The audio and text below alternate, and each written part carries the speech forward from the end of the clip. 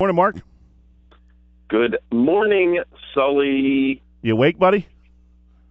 You know it, man. I've been awake for a while now. I don't know if I even slept last night. How was week one for you?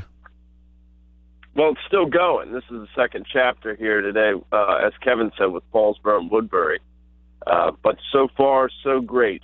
Fantastic way to kick it off. It's just good to be back on the field. And last week kind of felt like a preseason tune-up with Prep up at Villanova against Malvern Prep, because it wasn't two South Jersey teams, you know. So last night, really, it was good to get back in the swing of things. So you're going to be up at the Woodbury game today?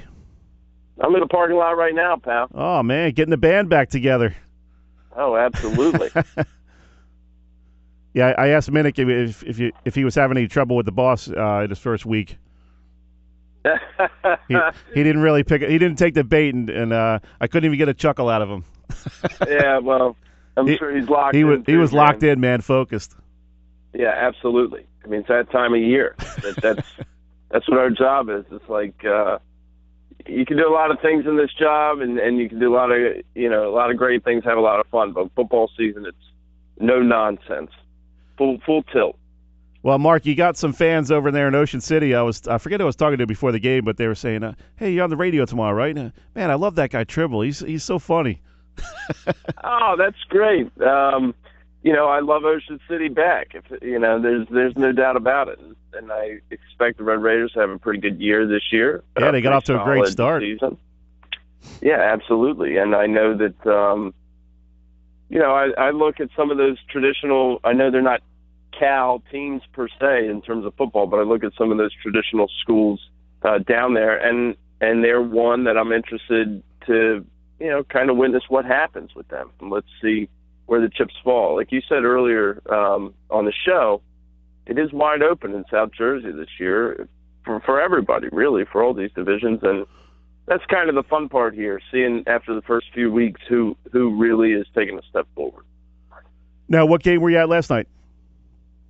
I was at Woodrow Wilson and Highland, and so it was, as Kevin had mentioned, I mean, it was a good game, surprisingly close. Highland really, I don't think I've ever seen a high school team recover 3 onside kicks in the span of 10 real minutes, but they even had one called back, and then they kicked it again and got it again. So really? It really came right down to the wire. Wilson did hold on. They had a great second quarter. They scored 20 points in the quarter and 26 unanswered before halftime. Things are really looking up for the Tigers. Yeah, there was some great games out in your coverage area. We were talking about a few of them. Cinnaminson taking down Willingboro 21-13, and then Cherokee with just a wild 42-41 win over Shawnee. And obviously that Timber Creek game, I don't know if anybody saw that coming, 39-36 over Delsey. All three very good games, and what did we take away from them? I think Timber Creek and Delsey, along with Wilson, are the teams to beat in South Jersey Group 3. Creek bumped down this year, so we might see another rematch in a championship or semifinal game between those two foes. I think you look at Cherokee, nobody really knew what to expect from them. They lost a lot of very good seniors. Their running back, John Lovett, had 2 touchdowns for Baylor in the college football opener last weekend. So they installed this hurry-up offense, worked on their conditioning, and it seemed to pay off, erased a 14-point deficit, and ended up winning that thing in overtime. And then, back to the first one, you said Cinnaminson and Willingboro.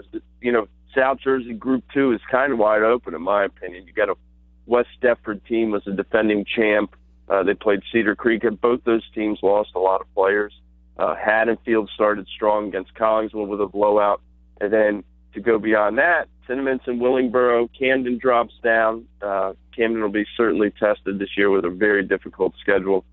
So, yeah, I mean, there's something to take away from everything, but things are starting to find the groove here.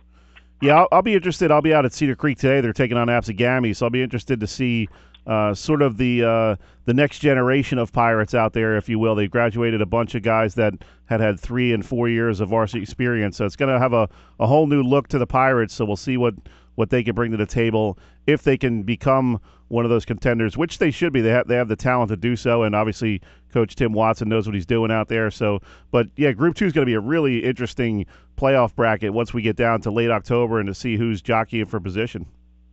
Hey, brother, you know what? I think Cedar Creek under Watson, I think this is the year, maybe the next couple of years here, that you see that, and you well know because you're very close to the program or close to the program proximity-wise, but this is where you see the program that's been built. I mean, they had some star players, you know, that really, I think a lot of people in South Jersey outside of that area maybe thought that the Bo Melton of the world or the Amir Mitchell of the world were kind of carrying the weight, but that's not the case. Or Jesse Mills also, how could I forget him? Yep. Fantastic quarterback.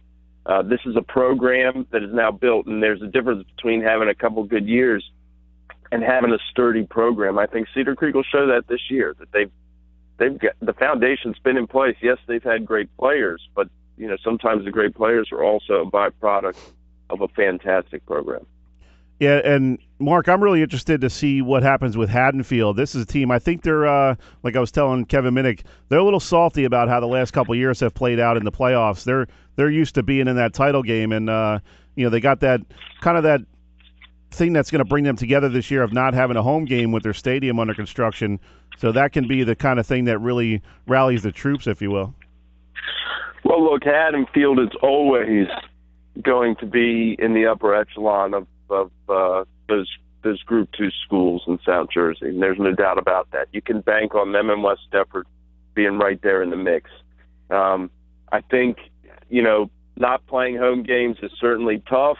I don't think it's anything that Frank Delano and his staff won't see as a challenge to build off of. He's a great coach.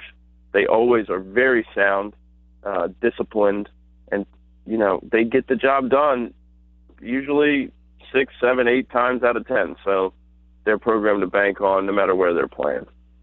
Talking with Mark Trible of the Courier-Post. Mark, real quick before we let you go, what do you expect out of Woodbury today? Had a pretty nice season last year. Yeah, Woodbury had a very, very fine season last year. I expect this to be a very close game. These two rivals go back a long time. You know, Woodbury's probably disappointed in the way things ended in the playoffs. Salem came in here and thumped them pretty good in the semifinals. And, you know, it's a good way to get back on track. They have a lot of kids back off of last year's team. So, you know, the Herd and the Red Raiders, we'll see them today. And it's another one like Delsea and Timber Creek. We'll probably see them again in the postseason. Good stuff, Mark. We'll let you get prepared for that game. We appreciate you taking a few minutes, and we'll catch up with you next week, buddy. Always a pleasure, Sully. All right, man. Thanks, bud. Have a great weekend. You too. That was Mark Trible of the Courier-Post.